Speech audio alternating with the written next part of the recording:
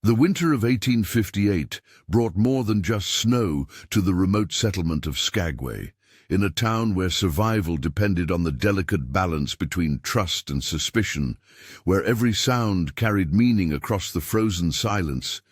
Something shifted that December. Something that would leave investigators decades later questioning not just what happened to Mary Beth Caro, but who she really was. Mary Beth arrived in Skagway on the last steamship before the harbor froze solid. She carried with her a single leather trunk, a letter of introduction from a deceased husband's business partner in Seattle, and enough gold dust to purchase the abandoned cabin on Birch Creek Trail, 3 miles north of the main settlement. The cabin had stood empty for 2 seasons after its previous owner, a prospector named Samuel Hecht, simply vanished one morning, leaving behind his tools and a pot of half-eaten stew still sitting on the stove. The townspeople of Skagway had grown accustomed to disappearances. Men walked into the wilderness and never returned. It was the nature of the territory. But Mary Beth Caro's presence created ripples in their carefully maintained routine of silence and survival. She was, by all accounts, a woman of approximately 30 years, with auburn hair that she kept pinned beneath a dark wool bonnet, and eyes that seemed to take in everything while revealing nothing. The trading post owner, Thomas Millbrook, would later tell investigators that Mary Beth spoke with a slight accent he couldn't place, not quite southern, not quite eastern. She paid for her supplies with gold dust, measured precisely on his scales, never haggling, never asking for credit like the other settlers. Her purchases were methodical: flour, salt pork, lamp oil, thick wool blankets, and, curious for a woman living alone, an unusually large quantity of rope. The cabin on Birch Creek Trail sat in a natural depression surrounded by spruce and hemlock trees. The nearest neighbor was Jeremiah Walsh, a trapper whose own dwelling stood nearly a mile to the east, close enough to see smoke from Mary Beth's chimney on clear days, far enough that conversation required deliberate effort. Walsh described the widow as quiet, almost ghost-like in her movements around the property. He would glimpse her sometimes at dawn, standing motionless in her doorway, watching the tree line as if waiting for something or someone to emerge. December in Skagway tested every soul. Temperatures dropped to 20 below zero. Daylight lasted barely 4 hours. The wind carried sounds in ways that played tricks on the mind. A branch snapping could sound like footsteps. The settling of a cabin could sound like whispers. In this environment of sensory confusion and isolation, Mary Beth Caro established routines that her neighbors found both reassuring and unsettling.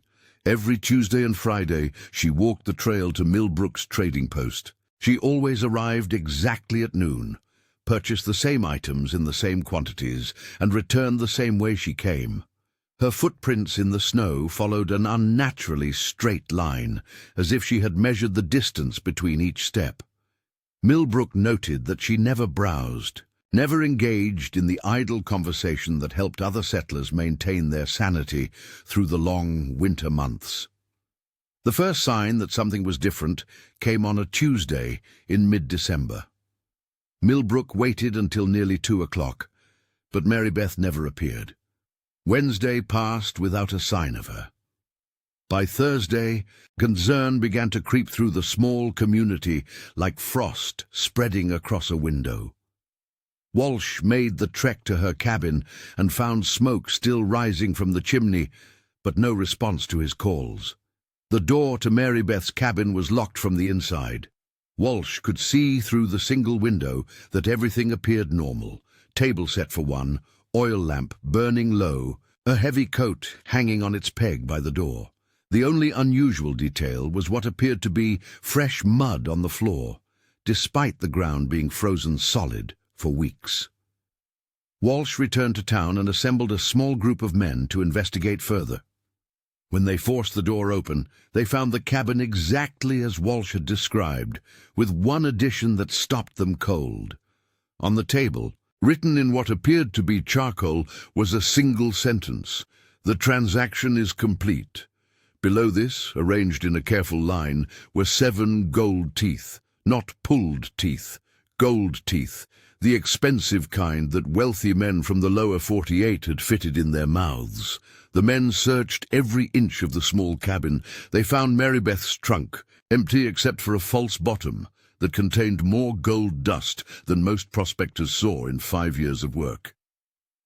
They found her clothes, neatly folded in a cedar chest. They found her Bible, though when they opened it, they discovered the pages had been carefully cut out and replaced with hand-drawn maps of the Skagway area, marked with symbols none of them recognized. Most disturbing of all was what they found beneath the floorboards under her bed. Someone had dug a hole approximately 3 feet deep and 2 feet wide. The excavated dirt had been carefully packed and smoothed, but the unmistakable smell of lime rose from the disturbed earth. The hole was empty, but the sides showed clear evidence of having held something roughly the size and shape of a human body. The investigating group included Walsh, Millbrook, the settlement's unofficial lawman Robert Quinn, and 2 prospectors named Davidson and Chen, who had known Samuel Hecht, the cabin's previous owner. As they examined the scene, Davidson made a connection that chilled them all. The gold teeth on the table matched the dental work he remembered seeing in Samuel Hecht's mouth.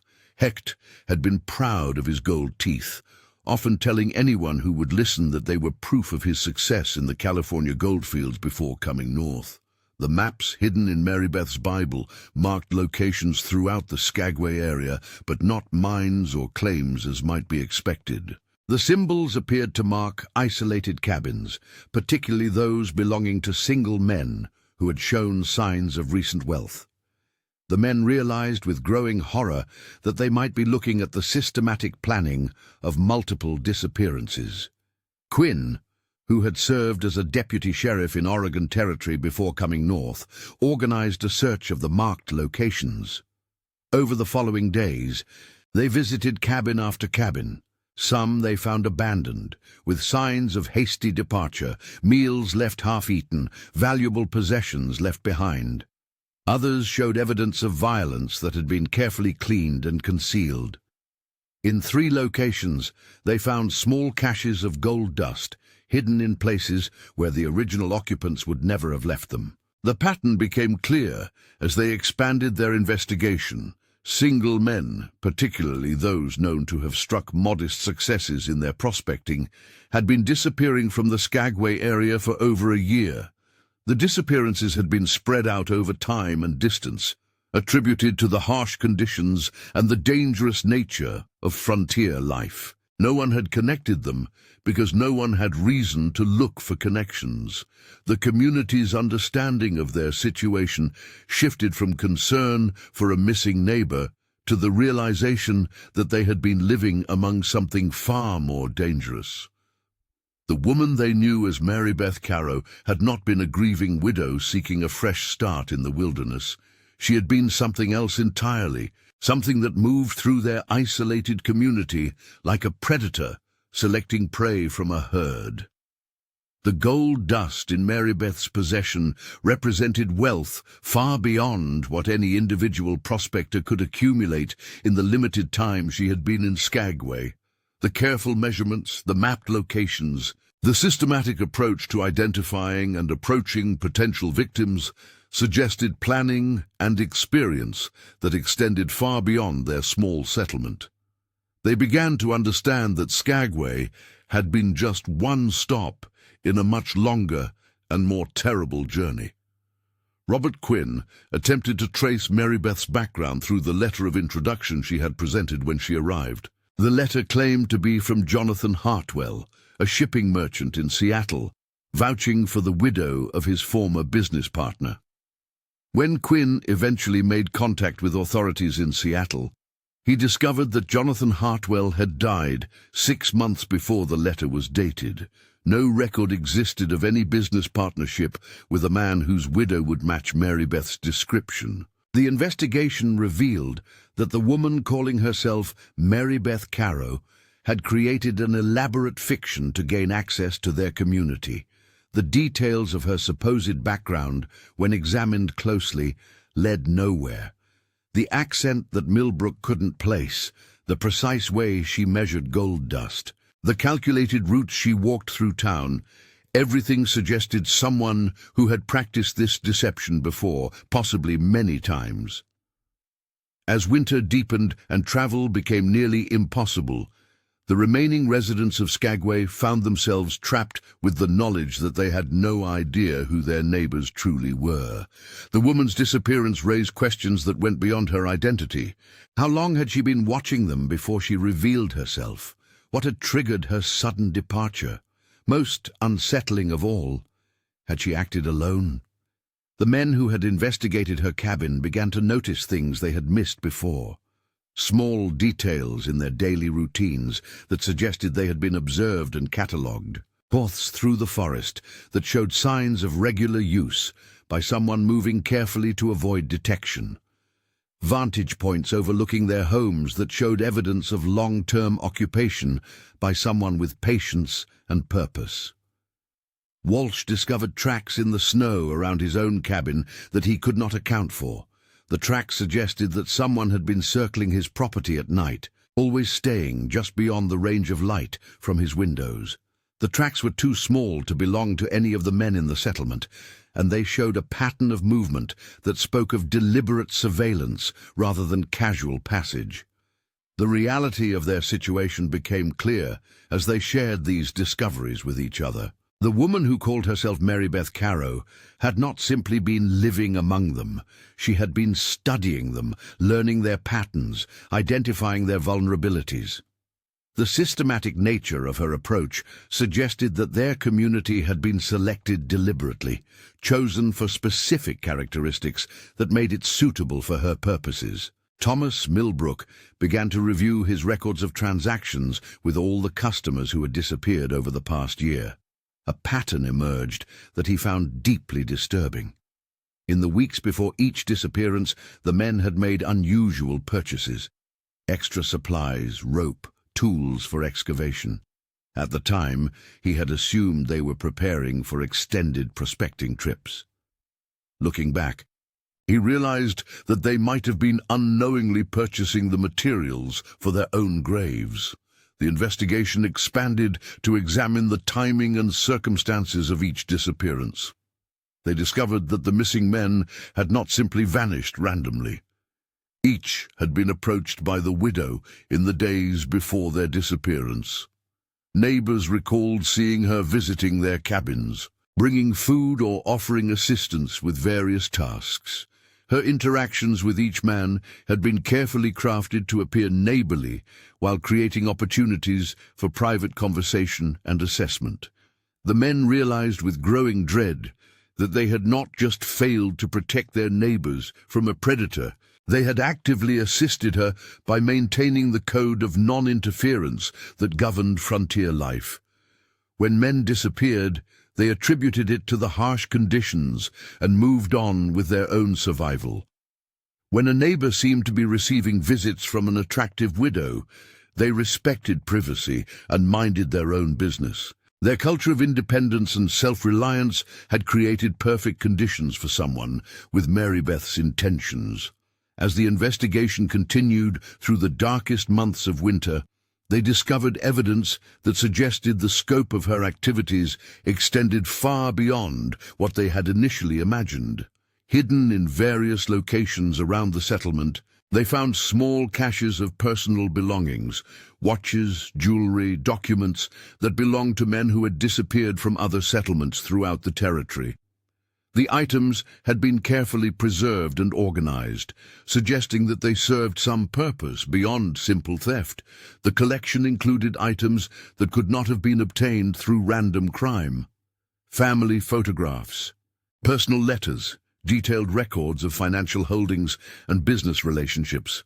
The depth of personal information suggested that Mary Beth had not simply been robbing her victims. She had been studying them in detail, learning everything about their backgrounds, their connections, their wealth. The question that haunted the investigators was why such detailed knowledge would be necessary. The answer began to emerge as they examined the patterns more closely. The missing men had not been selected randomly. Each possessed specific characteristics that made them valuable targets: substantial wealth, minimal family connections, isolated living situations.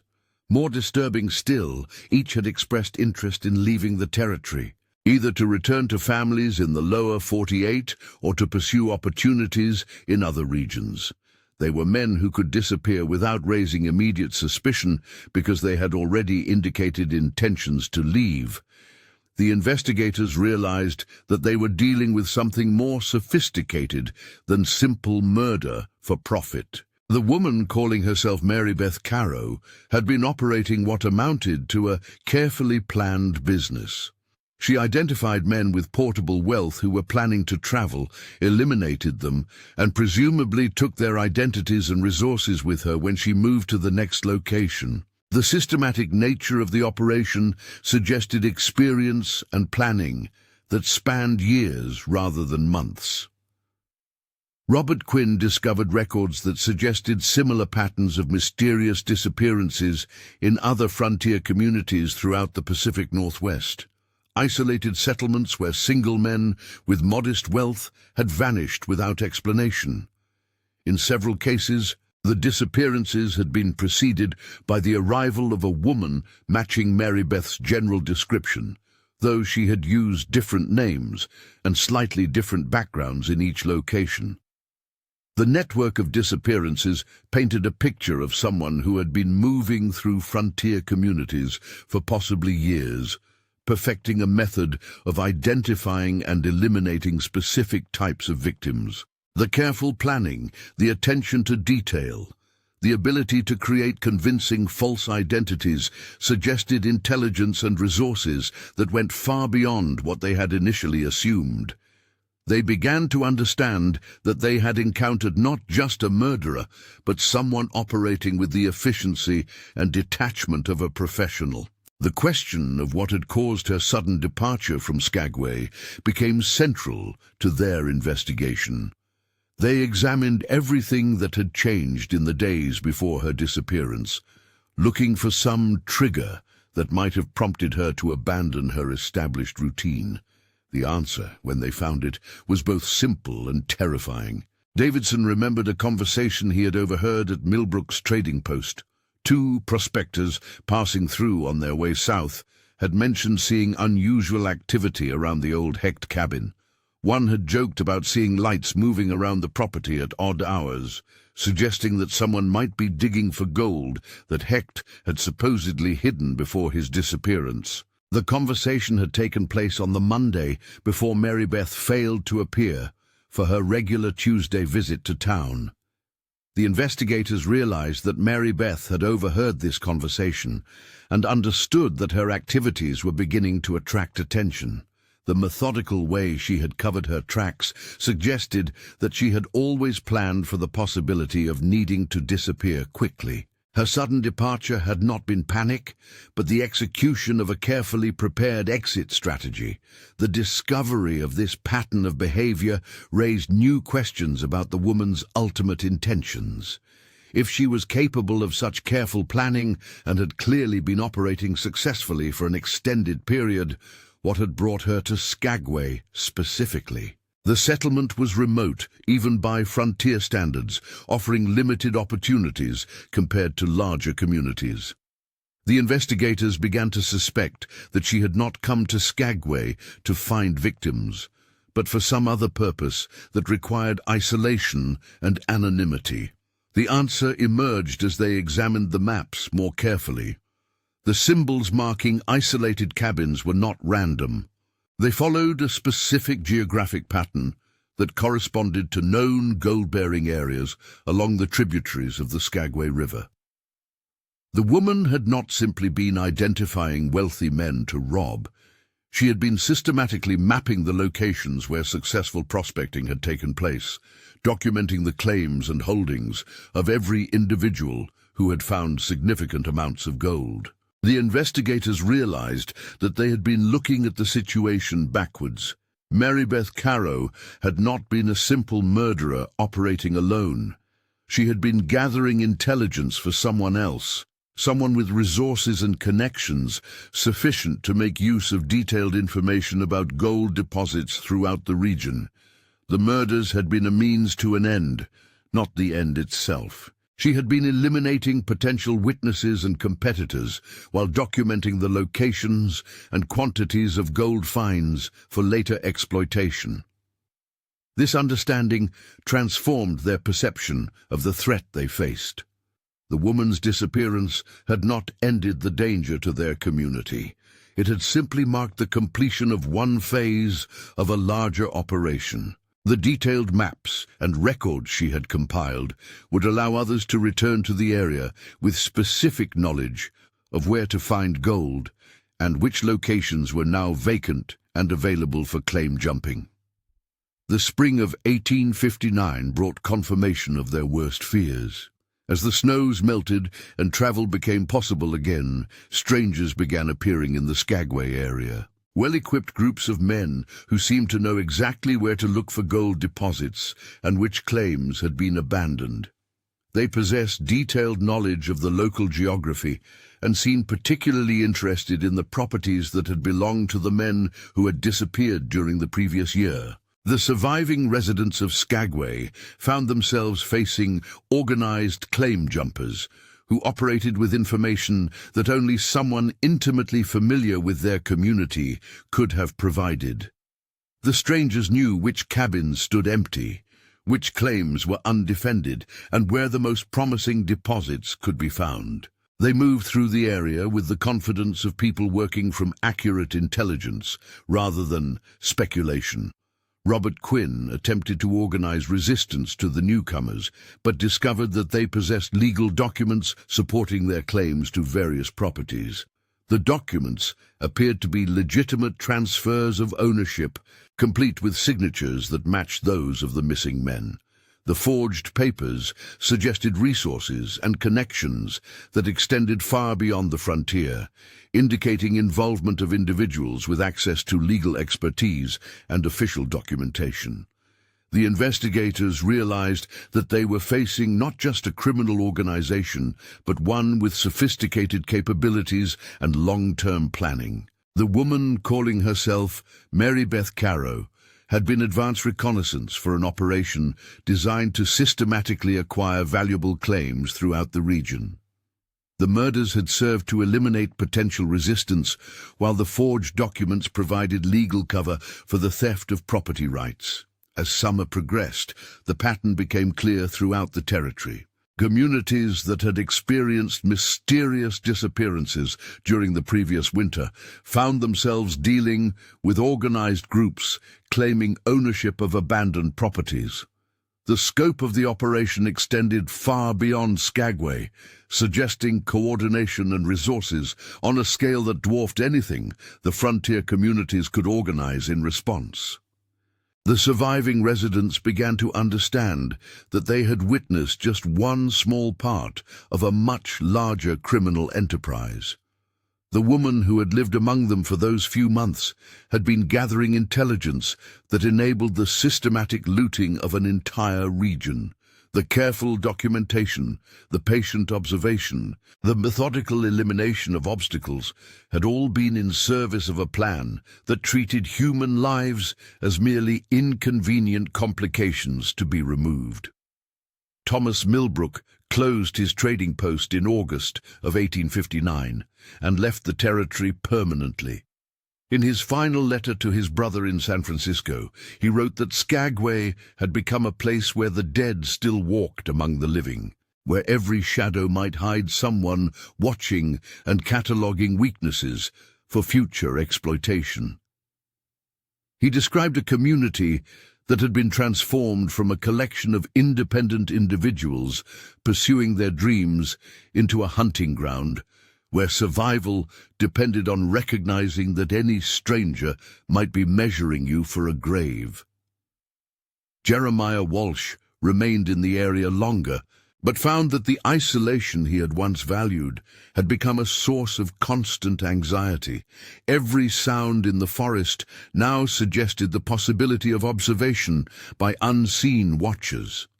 The natural rhythms of wilderness life had been corrupted by the knowledge that human predators could blend seamlessly into the environment, appearing as neighbors while planning destruction. The records of the official investigation, such as they were, disappeared during a fire at the territorial courthouse in 1863. The only surviving documentation consists of personal letters and diary entries that family members preserved decades later. These fragmentary accounts paint a picture of a community that experienced not just individual tragedies, but the systematic destruction of the trust and cooperation that made frontier life possible. Dr. Elizabeth Thornton, a researcher from the University of Washington, discovered the surviving documents in 1961 while investigating patterns of criminal activity in 19th-century frontier communities. Her analysis suggested that the Skagway incidents represented one of the most sophisticated criminal operations of the period, demonstrating organizational capabilities and strategic planning that were virtually unknown in remote territories. Dr. Thornton's research identified similar patterns of mysterious disappearances and subsequent claim jumping in over 20 communities throughout Alaska and the Pacific Northwest during the late 1850s and early 1860s. The consistency of the methods and the coordination required suggested the existence of a criminal network with resources and reach comparable to legitimate business enterprises of the period. The investigation was terminated in 1967 when Dr. Thornton disappeared while conducting field research in the Skagway area. Her research materials were never recovered, and the official investigation into her disappearance was closed after 6 months without resolution. The university archived her preliminary findings, but did not pursue further research into the subject. The cabin on Birch Creek Trail was eventually reclaimed by the forest. By 1900, no trace remained of the structure where Mary Beth Caro had lived and planned her activities. The site was marked only by an unusually rich growth of vegetation, as if the soil had been enriched by some long-forgotten fertilizer. Local guides occasionally mentioned the location to tourists interested in Gold Rush history, but few visitors made the difficult trek to see what amounted to an empty clearing in the woods. The Skagway area transformed over subsequent decades from a frontier settlement into a tourist destination, with visitors arriving on cruise ships to experience a sanitized version of Gold Rush history. The modern town bears little resemblance to the isolated community that existed in 1858, when survival depended on the delicate balance between trust and suspicion, and when a wrong judgment about a neighbor's character could prove fatal. The most disturbing aspect of the Mary Beth Caro case lies not in the specific crimes that were documented, but in the questions that remain unanswered. The systematic nature of the operation, the sophisticated planning, and the resources required suggest that the activities in Skagway represented just one small part of a much larger criminal enterprise. The fate of the woman herself, the identities of her associates, and the ultimate scope of their activities remain unknown. Modern investigators who have examined the surviving evidence estimate that the network may have been responsible for hundreds of disappearances throughout the Pacific Northwest during the Gold Rush period. The victims were specifically selected for characteristics that made their deaths unlikely to generate sustained investigation. Single men with minimal family connections, operating in isolated areas where disappearances could be attributed to natural hazards or accidents.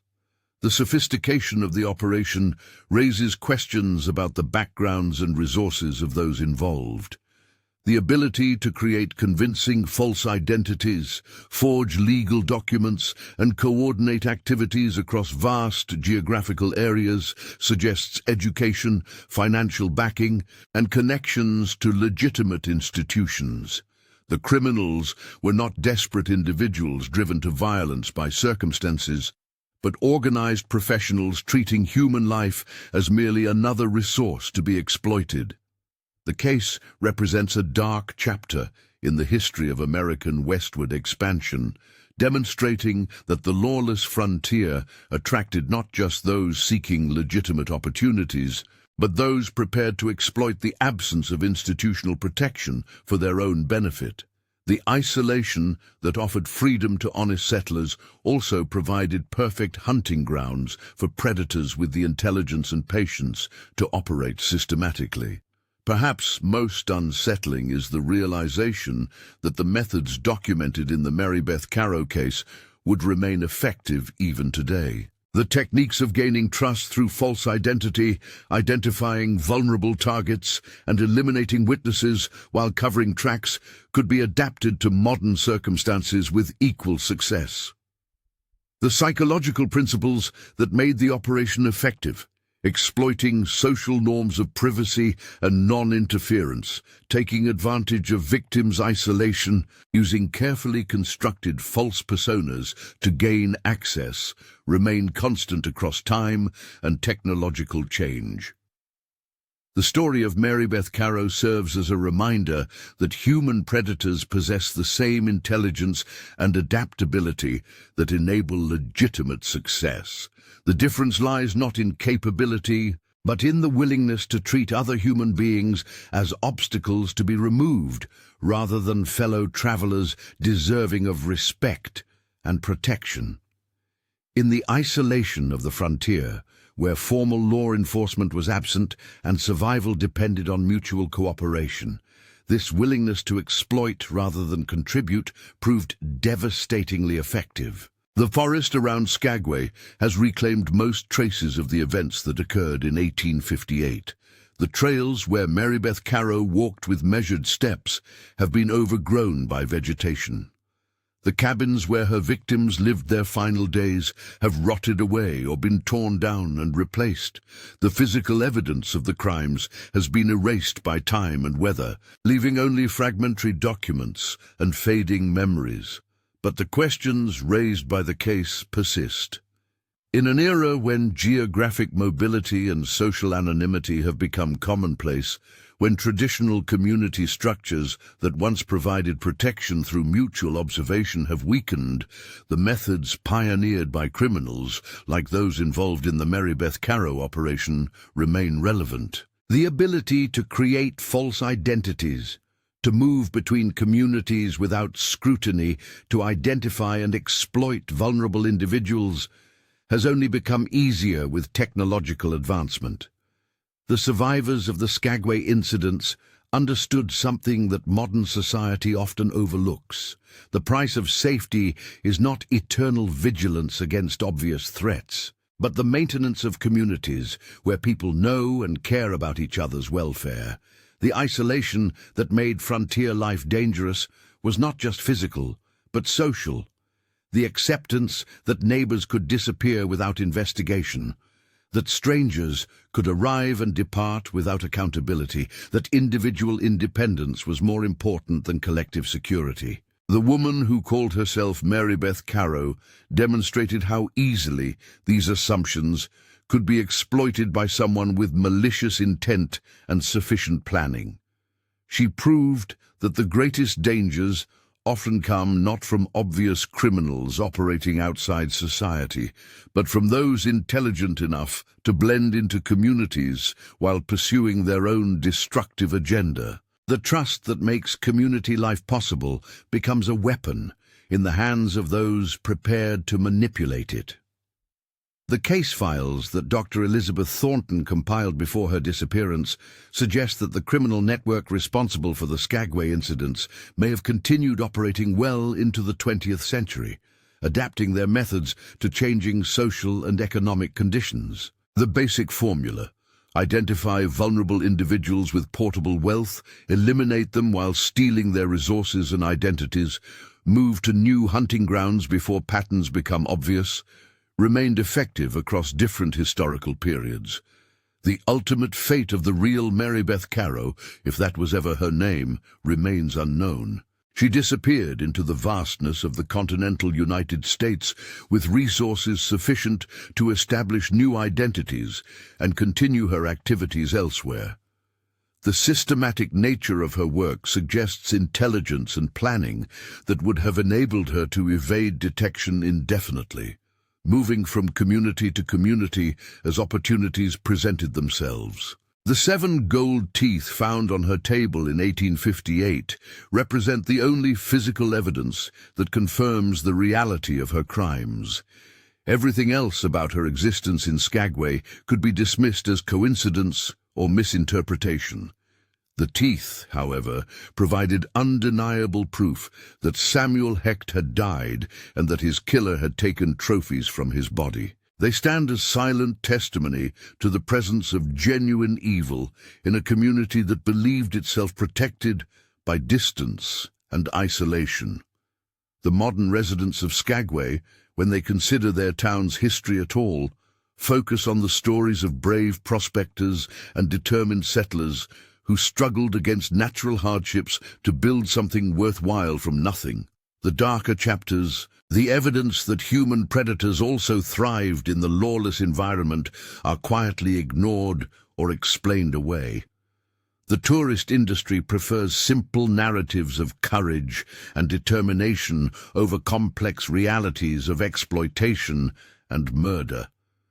But the forest remembers.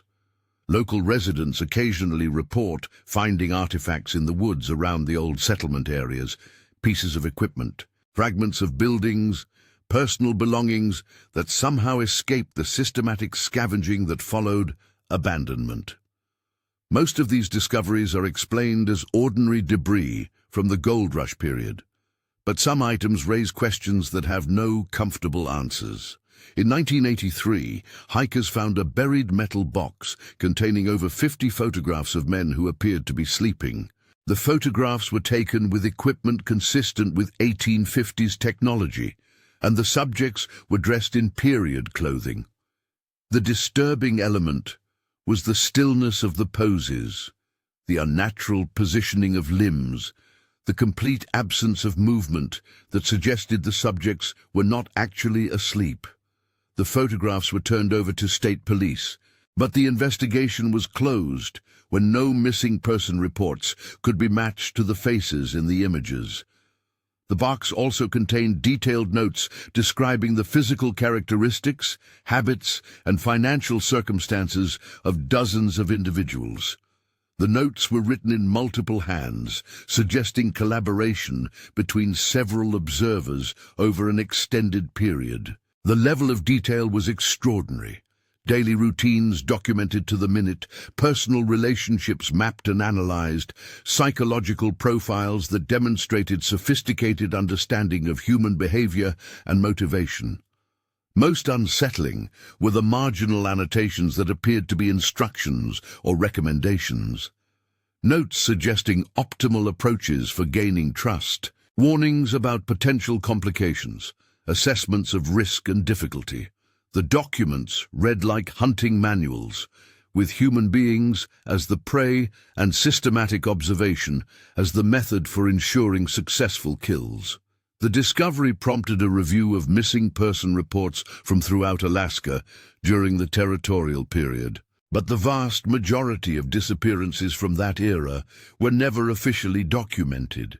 The informal nature of frontier communities meant that people could vanish without generating any record beyond the memories of neighbors who might themselves have moved or died decades earlier. The state police investigation identified several patterns that suggested organized criminal activity during the gold rush period. But the age of the evidence and the absence of living witnesses made prosecution impossible. The photographs and documents were archived as historical curiosities rather than evidence of specific crimes. Though copies were provided to researchers studying frontier criminal activity, Dr. Margaret Sanderson, a criminologist at Alaska Pacific University, published a paper in 1991 analyzing the discovered materials as evidence of what she termed systematic predation during the territorial period. Her research suggested that criminal networks operating in frontier areas possessed organizational capabilities and strategic sophistication that historians had consistently underestimated. Dr. Sanderson's analysis indicated that the criminals responsible for the documented activities had demonstrated understanding of human psychology, logistics, and legal systems that required education and experience far beyond what would be expected from typical frontier criminals. The careful documentation, systematic approach, and long-term planning suggested involvement of individuals with backgrounds in legitimate professions that required similar analytical skills. The research was controversial within academic circles, challenging established narratives about frontier life and suggesting that organized crime in remote areas had achieved levels of sophistication that would not be recognized by law enforcement for decades. Traditional historians argued that the evidence was insufficient to support such sweeping conclusions about criminal activity during the period. Dr. Sanderson's subsequent research focused on identifying connections between documented disappearances and known criminal networks operating in urban areas during the same period. Her hypothesis was that frontier crimes represented expansion of existing organizations rather than independent local activity. The sophistication of the methods and the resources required suggested coordination with established criminal enterprises.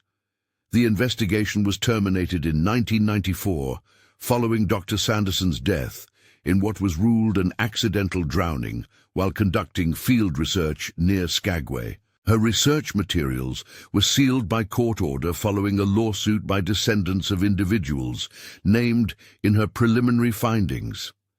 The university discontinued research into frontier criminal activity and focused on more traditional historical topics. The pattern of researchers investigating the Skagway incidents and subsequently meeting unfortunate ends has not gone unnoticed by those familiar with the case. 3 separate academic investigators over 4 decades have disappeared or died while pursuing research into the criminal network that operated during the territorial period. The consistency of these outcomes raises questions about whether elements of the original organization might have survived into the modern era. Local residents in the Skagway area sometimes report encounters that echo the methodical observation techniques documented in historical accounts. Visitors who ask too many questions about specific historical sites occasionally find themselves being followed or watched by individuals who seem to know their movements and intentions before they act on them. The experiences are subtle enough to be dismissed as paranoia, but consistent enough to suggest systematic surveillance. The tourism industry in modern Skagway has created sanitized versions of gold rush history that eliminate the darker elements of the period. Visitors are encouraged to focus on stories of adventure and determination while avoiding locations and topics associated with the documented criminal activities. The economic benefits of tourism are considered more important than historical accuracy or public awareness of past dangers. The cabin site on Birch Creek Trail is not included on any official maps or tourist guides, though local hunters and hikers occasionally stumble across the clearing where Mary Beth Caro once lived. Those who find the location often report feeling watched while exploring the area, though they rarely see anyone who might be responsible for the sensation. The feeling is strong enough that most visitors leave quickly and avoid returning. The soil in the clearing remains unusually fertile, supporting plant growth that is notably more vigorous than in surrounding areas. Geologists who have tested the soil found elevated levels of phosphorus and calcium consistent with the decomposition of organic matter, though the source of these nutrients has never been definitively identified.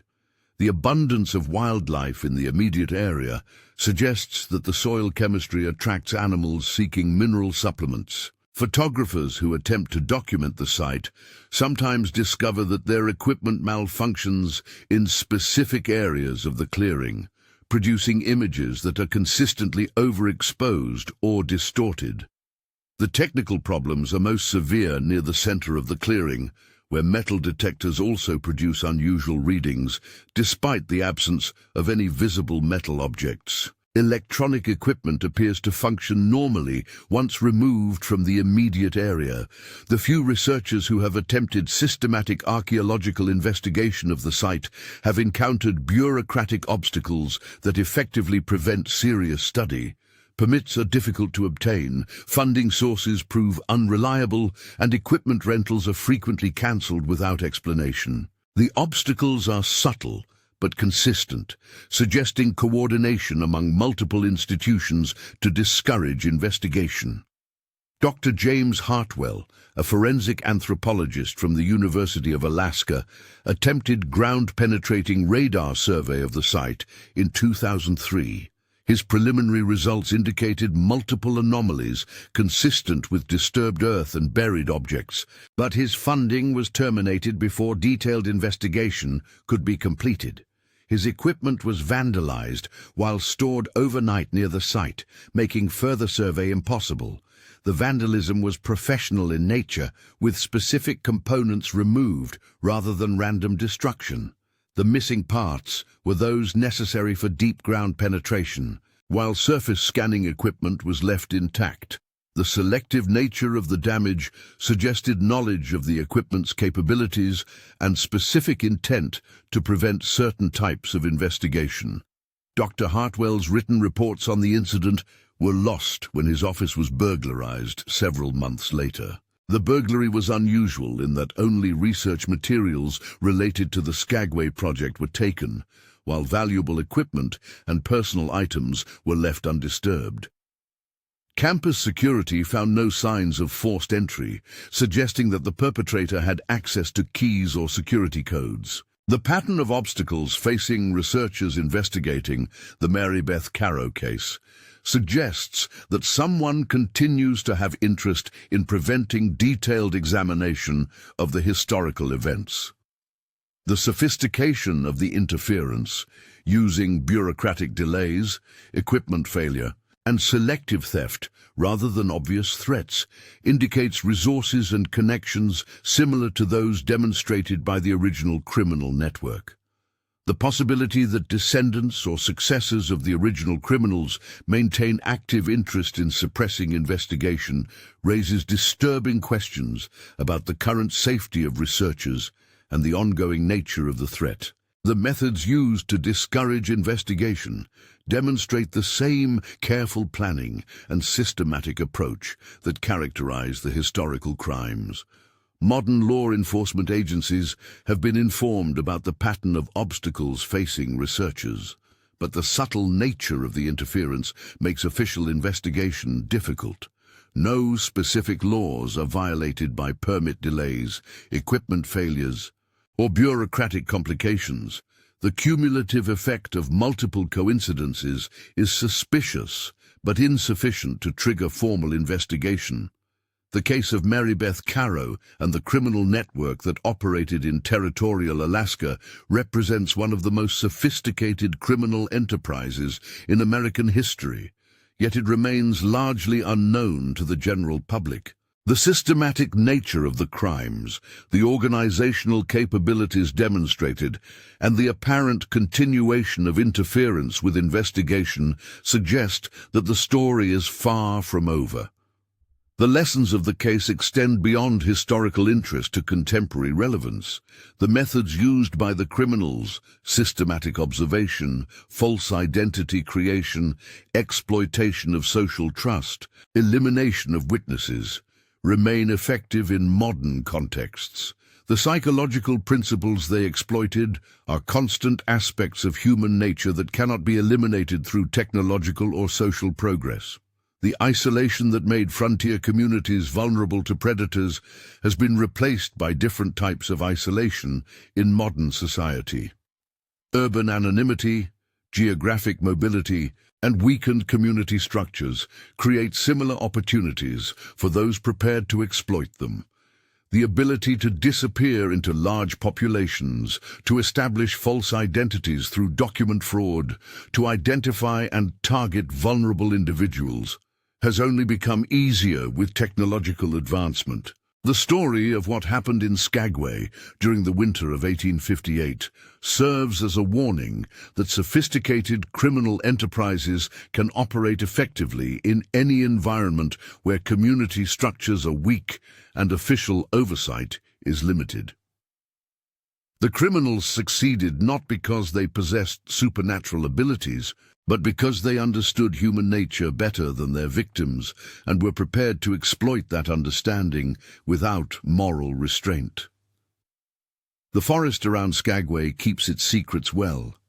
The trails where Mary Beth Caro once walked with measured steps are overgrown and forgotten. The clearing where her cabin stood appears peaceful and empty to casual observation, but beneath the surface, the evidence remains of systematic evil that once thrived in the isolation of the territorial frontier. And in the silence between the trees, some visitors still report hearing footsteps that follow no visible walker, measured and deliberate, as if someone continues to patrol territory marked long ago with blood and gold. The sounds might be nothing more than wind through branches and the settling of ancient wood, but those who hear them seldom return to find out. The darkness that came to Skagway in 1858 was not supernatural, but human, and that makes it far more terrifying than any ghost story, because what happened once can happen again. Wherever people gather in isolation and trust strangers with their safety, wherever the bonds of community are weak and the watchers remain unwatched. The case files remain sealed, the researchers stay away, and the forest keeps growing over the evidence. But the questions persist, echoing through time like footsteps in an empty clearing, reminding us that some mysteries are dangerous precisely because they are not mysteries at all, but carefully constructed puzzles designed to hide truth that someone very much wants to keep buried.